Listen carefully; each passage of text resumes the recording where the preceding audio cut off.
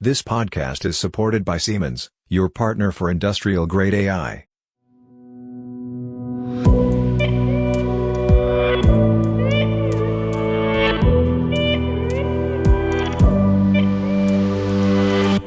Hi there, welcome to a new episode of the Industrial AI podcast. My name is Peter Seberg and I'm your host. Today I'm going to be talking to Bernard Kratzwald. He's the co-founder, CTO at Ethan AI. And Bernard and I are going to be talking about machines understanding their own mistakes. Hi, Bernard. Hi, thanks for having me. It's a pleasure to be here today. Oh, you're very welcome. Let's start, as we always do, with you maybe introducing yourself to our listeners, please. Yeah, sure. So hello, my name is Bernard. I'm a co-founder of Ethan, and my background in computer science. I studied originally at ETH in Zurich, where we spin off the company from. That was about 4 years ago. Now we are working globally. I'm just recently relocated to New York, and we basically solve a problem that likely feels very familiar to many of you, like small process deviations turn into multi-million-dollar losses before teams can see or control them. And we're helping global companies, basically like Siemens, Lind, Bosch, to understand these process deviations, control them, and save a lot of money. And that's exactly what we're going to be talking about. A Swiss in New York, not an Englishman in New York, of which we know the famous music. Yeah. Exactly. Bernard, looking forward to. Yeah, well, let me start with congratulating you again with the Siemens Inventors of the Year 2025 award. Thank you. I think it was really great. Siemens is one of our oldest customers. We started actually as research partners. Then they were one of our first customers. We scaled globally with them first, and then now we are even a partner where we are selling software together. So I think it's one of the really examples to show how scale-ups and big conglomerates can work together and benefit from each other. And the award, the Inventors Award, was exactly about what it is we're talking about, or was there something specific about it? I mean, so we got the recent award, for instance, also from the World Economic Forum for being one of the first AI solutions that scales globally within a big company like Siemens. And Siemens every year gives out this Inventor of the Year awards, of which I think 4 or 5 are internally and 2 are externally for companies and research partners. And we, for the same reason, got the external one for the best scale-up collaboration within Siemens. Okay, enough about Siemens. As you and as our listeners know, Siemens happens to be our podcast partner, but that is not the reason that we talk. As those listeners of you that have been with us for many, many years know, we go for the content. And that's why maybe you want to tell us a little bit more, starting about your company, Ethan AI, please, Bernard. Yes, of course. What we do at Ethan is basically we read in all the types of data that manufacturing companies have out there. So MES data, data from historians and other sources. Then we contextualize that data with a knowledge graph, and then we can explain causal relationships in that data. So what drives your quality, what drives the uptime of your machine, what drives the stability of your process. And then we can use these insights again to basically improve the process, to fix it, to make it better. So it's kind of a row of first we measure, then you understand, then you improve, and then you control the process. So it's a full operational workflow end to end. And it starts from detecting defects with visual inspection to root cause analysis to process optimization to process control, all these things. Right, that's all some of the details we're going to get into a little bit more later on. Specifically, the causal AI, I'm very much interested in.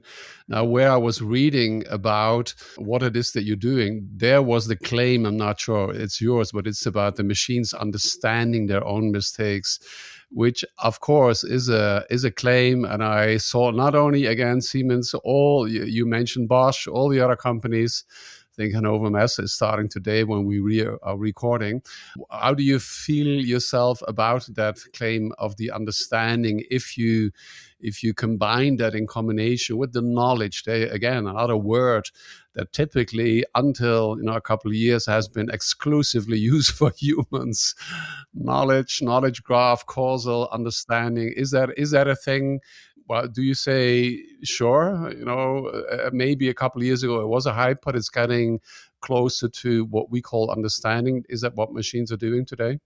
I think we are really shifting from just being reactive to fully understanding things. I can give you an example. Like the situation everyone is familiar with is you have the same production line, the same recipe, 2 different days, and the outcome is completely different. On day one, everything runs well. On the second day, there is an issue and your output is not there. You have a bad first pass yield, you have a machine downtime, all these things, right? In manufacturing, variation is normal, but the real cost isn't the variation itself, it's the time we spend not understanding it. And I think that's to connect it with that knowledge and causal keywords that we had before. I can give you a very concrete example. For instance, you know that the month of the year will impact your, let's say, quality of the process. So your production runs better in summer and worse in winter. That's a correlation. And that's not really insightful because you have to run your production for the full year, right? You can't just say, oh, in winter I shut down. If you have a causal system where machines really understand each other and the system understands why your quality drops, then you will understand that in winter, for instance, the cooling water temperature might be lower than in summer, and that affects your cooling system. And suddenly, when you know that, you have something that is actionable and that you can act on, because then you can just adjust the cooling time of a batch, for instance, in the winter months, and you will have a better quality all year long. So that's what we mean with just understanding it. These variations are normal. They're out there. You have different machines, different raw materials. Everything ages differently. These variations will always be out there. The real leverage is in understanding them quickly and making them actionable. Right. Now, in the past, I've been talking about the pillars of, at that time, many, many years ago, we talked about machine learning. In the meantime, it's Gen AI. We come to correlations, to causal AI later on. I do believe maybe, but you can tell me that the pillars are maybe still very much the same, which is basically algorithms. We need algorithms, we need data, and there's a third one, which I forgot for a moment. But I was going to ask you about the data. Typically, still, that's one of our major problems, not always getting the data that we need. Or maybe then you get to your customers or to your partners and they say, oh, we have all this data, but then maybe still you can't use it. Tell us a little bit about your experience about the availability of, in this case, I guess, specifically industrial data. Yeah, of course. I mean, as you said it correctly, I feel like everyone is a bit scared that they have too little data available. But when you actually talk with bigger companies, it turns out that very often the opposite is the case, that you have a lot of data, but it's not accessible to you on your fingertips, right? So you have an issue today, and then you will want to have this data available to you to figure out why this is happening. And then you first need to call your data scientists, your entire, task force team, and they have 17 other fires to distinguish at the same time. So I think the real benefit comes from, can you connect all these systems, all these SCADA historians, MES systems out there to a global platform that truly understands your data? And that's where the knowledge graph comes in. So when you have a quality defect today, you know which data belongs to that quality defect, which machines this product ran through, at what timestamps, which events were recorded there. And you can at your fingertips say, I want to start an analysis right now because I don't know why this happened. And then you get an insight without asking a data scientist. Like, you want to give these insights to the operators and to the process engineers. Sure. So let's stay with this, which I believe is a huge topic here. I was going to ask it at a higher level, because all the time still we hear about the silos of the data, and we still have all the different protocols, and some of them MQTT, and then there's OPC and information models, and there's a lot of discussion still always continuously going on before we then come to the doing the real thing. But I hear that your approach is, or your solution, your approach is with the knowledge graph. Tell us a little bit about the knowledge graph. What is a knowledge graph, and how do you go about dealing with that knowledge graph? So a knowledge graph basically is just a set of two objects and how they relate with each other, right? You can say this parameter belongs to this machine. This machine is part of this production line. And if you do that, then suddenly the data that might be in your silos gets connected by this ontology, by this knowledge graph, and it suddenly gets meaning. So, if a product failed at the end of the production line, I know in which machines it has been, at what timestamps, then I can also get the data of that machine, and I can basically link that all together dynamically. And that's basically the entire concept of a knowledge graph. It's a bit like some people would say almost a digital twin of your factory. You just want to say which data comes from where and where does it go to. Now, who makes the knowledge graph? Who is a knowledge graph person? Do you need a specific education for that? Are they people that have typically been doing X, Y, Z? Do you have many of them? At the end, we come to your team and we get maybe a better understanding. But I mean, what is the, let's say the percentage? Maybe is the knowledge graph person doing 5 or 10% of a complete job, maybe until it's being rolled out, or what is the feeling?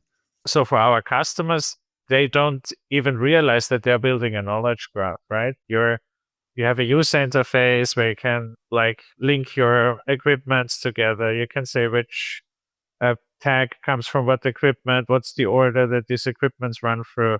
Customers can put in knowledge fact in our system, or when they run an analysis and something pops up, this can be stored as a new knowledge fact. So it's more like an interactive user experience. I'm with you. Yeah, as you can hear, it's a topic that I've been close to for a long time, but then I had a feeling it was gone again, kind of. And at least I do not have this. There's a huge number of people, of big supporters, so to say. So I'm just going to ask you one more question. Are there general knowledge graph tools in the market, or should I understand that what you build a user interface, and behind it, what people do indirectly is building a knowledge graph, is what I hear you say. So you provided a system which in the end builds a knowledge graph, is that right? Yes, exactly. That is correct. So our system implicitly builds a knowledge graph. There are also systems out there on the market that just build a knowledge graph, but then obviously you will still need the applications on top that give you value out of that knowledge graph. And for me, a knowledge graph is very similar to data itself. It will never be done. It will never be complete, and you can never have enough there. So if you start with collecting data, same as if you start with building a knowledge graph, you will always need to connect it to some application that brings value to you for you to know when you have done enough, because you can obviously, at one point, you will just not get any marginal gains out of getting more knowledge in your knowledge graph. So I think it's always very important when we do data science or AI, can we connect every system directly to an output and then iterate on getting it better and better.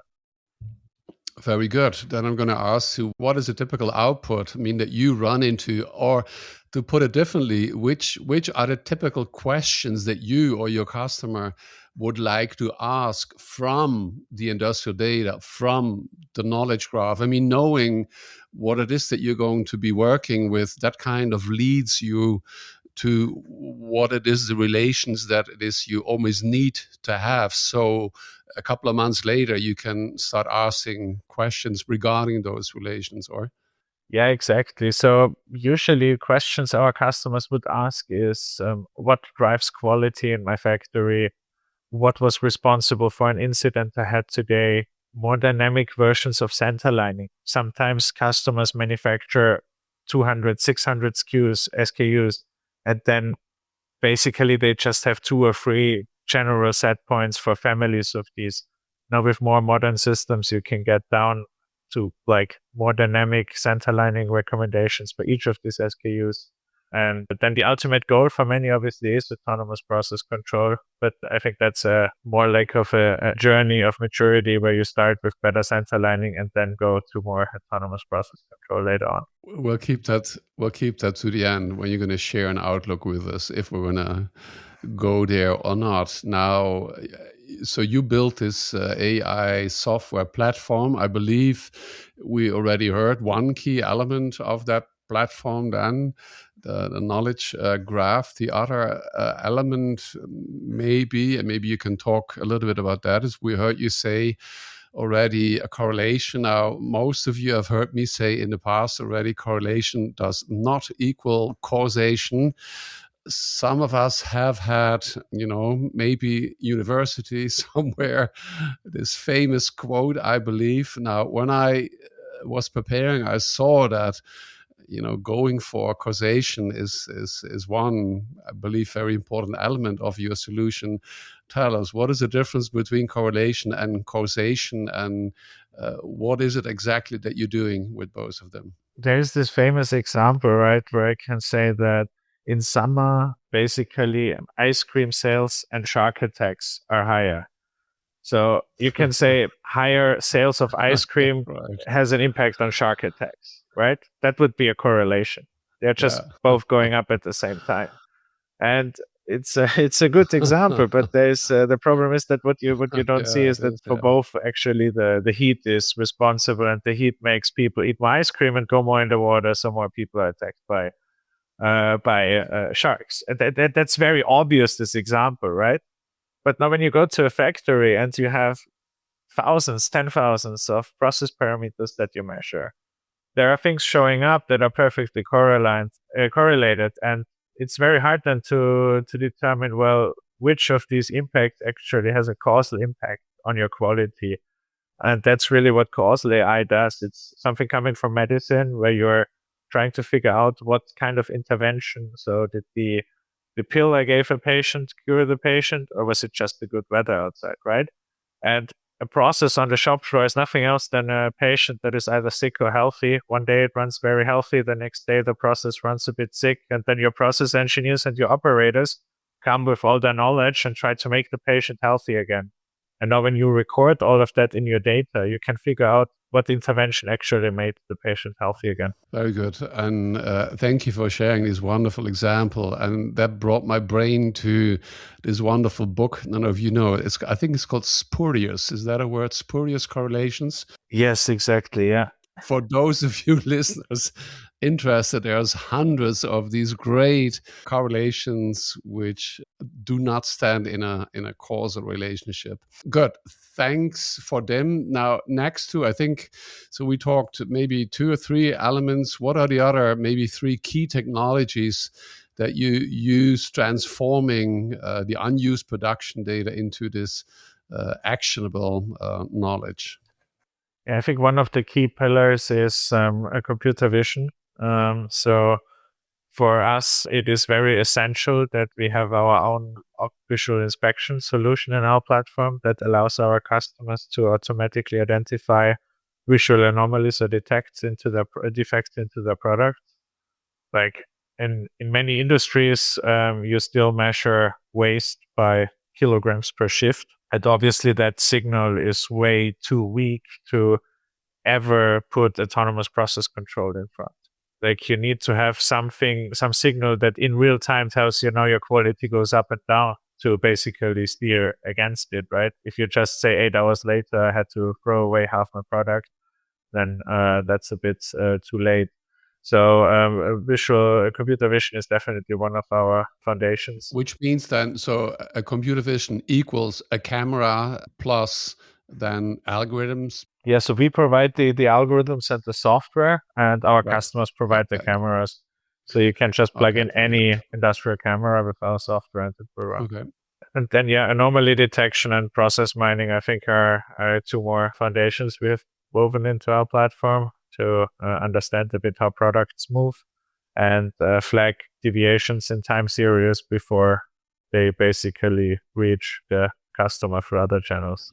Is process mining another specific approach that you may want to share a little bit about? I mean, I've been looking into the process mining for several times, but I don't know. I'm still not sure that it's very interesting to hear that you're using it, and I would like to know how you're using it. And is typically the process mining, is that a way to move from correlation to causation? Maybe is that a way of really finding out where the problem in the process is, or are they completely separate approaches? I mean, for us, the process mining is a bit more of a, I would say, transparency tool. So you want to, if you have a specific event that you're investigating, you want to see how did my units move around that time. Can I create a digital value stream map that I can now just create with a press of a button, instead of making someone with a stopwatch run along a production line and figuring out the individual takt times of my machines. So it's a bit more of a, I would say, transparency tool that in itself can be very powerful. But behind the user interface, there's very little AI when it comes to process mining. It's really just making that data very available and visible to the customer. Right. It's more like a classical algorithmic approach. I understand, right? Very good. Tell us about your assisting behaving like a digital quality engineer. That's a quote I saw somewhere. Yeah. So, I mean, the thing is, when we started our company, Gen AI was very trending, right? I did my PhD on Gen AI a while ago, but it was not on the level that it was like today. So we have built all these foundations of causal models, of models for autonomous process control that are safe to use in industrial applications. So it's not like send your data to ChatGPT and tell me how to fix my machine, but there's really a deep foundational causal model at the backbone that helps manufacturers to adjust these machines. What we can use Gen AI and LLMs now for is to build agents on top of that technology. And I think that's really where the magic comes into place, because in the first versions of our platform, you had to go into the monitoring, figure out that your quality dropped, and manually kick off an analysis and then try to interpret that analysis. What we can do now, because we basically have this foundational model of our own industry-safe models, is you can have your own agent starting a workflow. When it realizes that your quality drops, it automatically starts an analysis for our MCP. It gets the analysis results back. It merges that with user manuals, process descriptions, standard operating procedures that you have in the system. And then it explains to you why this happened. So basically, when you start your shift, you already have a full rundown of what happened since you were absent and what are potential fixes for it. And that just gives you like really an automated quality engineer that helps you to do your job better. Why don't you share maybe a little bit more detail, an example? I saw somewhere an example of a chocolate factory. Not sure if that's a correlation, as you being a Swiss, and Swiss for one reason being known for a very high quality chocolate. Can you share what is happening in a chocolate factory, and how would a user, and we'll come to that user later on, or maybe you want to share us immediately, what is that user? How would they recognize what is happening, and how would they go about solving the problem? Yeah, sure. I mean, chocolate is just such a great example. It's so visual. Everyone can imagine it well. We are working with Lindt & Sprüngli, the There Swiss you premium. go. Yeah, Swiss premium chocolate Just to give manufacturer. one example, which is, if you haven't tried it yet, it's the best available, I believe. But there you go. Yeah, exactly. No, it's they're really a great customer. Also, basically customer since day one, and we are working with them globally now. What you do in chocolate is you basically in all these processing steps, from the raw ingredients you have to the final product, there's some process steps that are definitely a bit more complex when you create, for instance, chocolate balls, and then you try and fill them. And there's a lot of fluctuations from raw material, outside weather, air temperature, etc. So it's not always clear when something happens why this is happening, and then that leads to obviously unstable processes. And with our software, we help companies like Lindt and Sprüngli to correct for them in a very automated fashion. So what is that typical user? Is that maybe you already talked about you started like without, or if you wanted to do things, maybe in the future you're going to have agents do that. But what is today the typical user? And maybe if you compare that with the same factory running 10, 20 years ago, what is the different skills this person is bringing? Maybe today it is still the same person, but let's say if tomorrow the young person is going to take over that job, what is a different skills the person need, and what is a different way they deal with the system? Yeah, sure. So I think from the user perspective is we almost always start with subject matter experts, process engineers, or line managers. And then we really try to move as fast as we can towards operators. So first you want to get the process as stable as possible, and then you want to get the running of the process as stable as possible. I mean, what changed?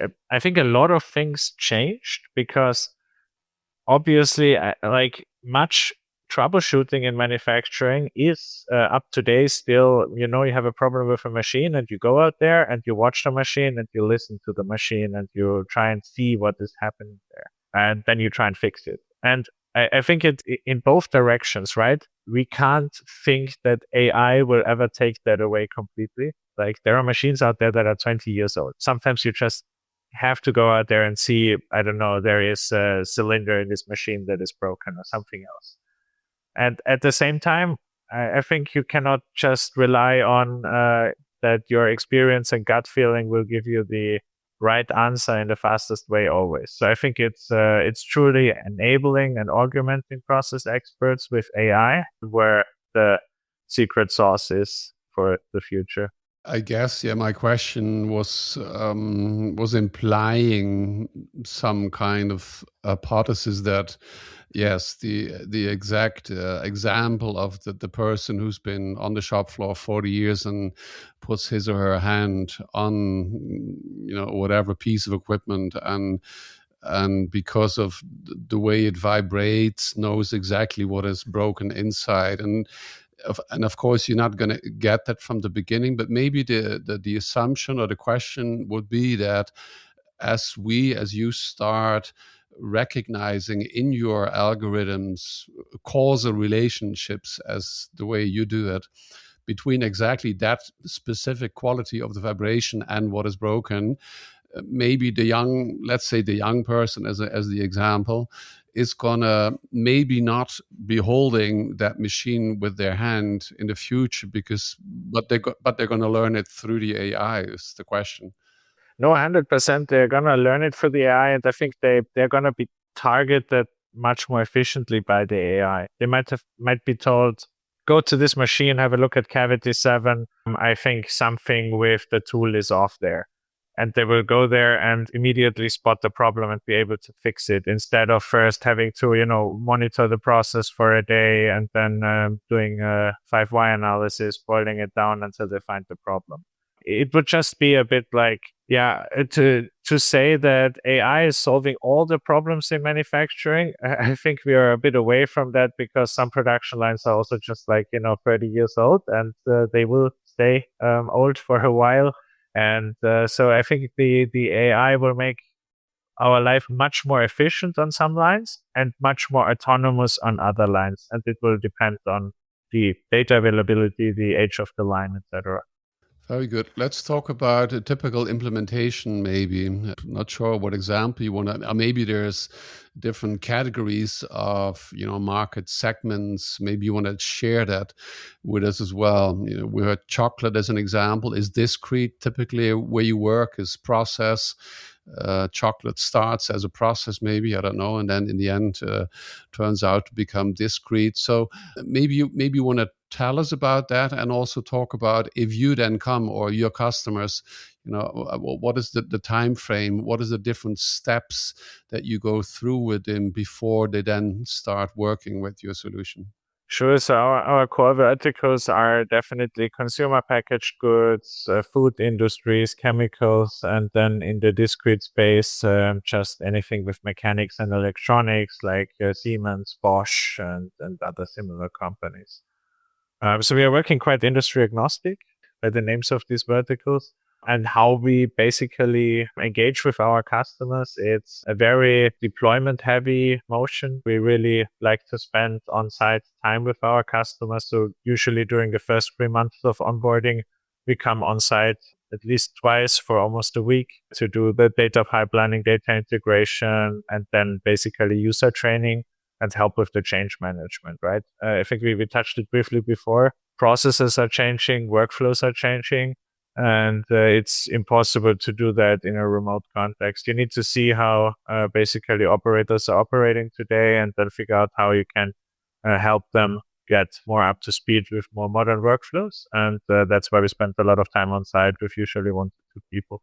Okay. You mentioned at the very beginning that you're part of the Siemens Accelerator marketplace.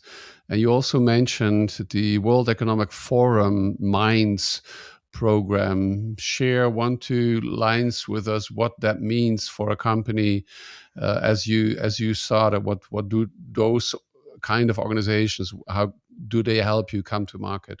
Yeah, of course. The Minds program of the World Economic Forum selects industry collaborations with scale-ups, for instance, where they see AI applications really reach a global scale. That's what we did with Siemens, where our solution is used in factories in Asia, in Europe, and in the Americas. And we published a white paper there together with Siemens, where we said we would save about $10 million annually. So I think that was one of the great visibilities of the collaboration with Siemens. And then, as I mentioned before, Siemens was a customer, a research partner, and now we are also going towards partners. So offering our software within the Siemens universe on, for instance, the Siemens Accelerator Marketplace to also bring out partnering offerings where our solution then works together with Siemens software. But you already shared 1 or 2 kind of thoughts. You refer to agents. You suggested if or if not, we're going to be moving towards autonomous manufacturing. Where do you see the market moving? And specifically also, as I said, as a Swiss in New York, the global perspective, where do you see Europe? Where do you see the United States? Where do you see Asia? Just as you started and are rolling out your solution on a global level, where are things moving towards? Yeah, sure. I mean, I think there are a few trends that I'm currently seeing. It's on the one hand, we are moving a bit from assisted agentic workflows to fully autonomous agentic workflows. So for the first time, we are seeing agents not just being collaborating with humans on the shop floor, but AI applications actually running the process. This is, I think, quite new for many. And this is definitely a trend that I would expect to really get much deeper over the next years. I think another thing that we are seeing now with our customers that are using really multiple factories, across different continents, is we are seeing really heavy improvements from cross-factory intelligence. So bringing people together, speaking about the same names, making people from different factories learn from each other, and then ultimately making the AI work from insights in different factories. That's a huge value unlock for our customers. And then I think the last thing is that we will see the workforce transformation. So closing the skill gap with this AI technology, we will really see that you will be in 5 years able to onboard anyone to run your shop floor operations basically without any major onboarding steps. And with AI assisted workflows, this will be possible. Very good. Do robots play a role? And if so, are they, the typical industrial robots that have moved towards cobots in the last 10 years? Or is there a role for humanoids in the factory as well?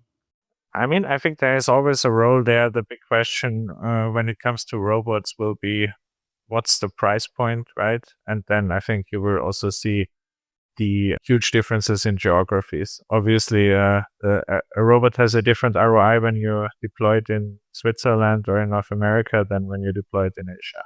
Okay, thank you very much. Closing off, tell us about your team. We heard where you are based, but maybe you have other locations. Are you looking for talent? And if so, maybe there's one or the other listener interested. What should they bring? Yeah, so we're always looking for exceptional talent with a background in AI, background in manufacturing, or commercial folks in go-to-market. We're basically hiring across all these functions. Our team is based in Zurich and in New York City. We have a dual headquarters system, and we are working around the globe. We recently onboarded first factories in Africa. We are having deployments in Asia, in all of the Americas. So it's quite exciting, and we are looking really for people who can help us with software engineering, AI, customer integration, commercial sales. So if anyone is interested, please feel free to go on our website, ethan.com, or drop me a message on LinkedIn.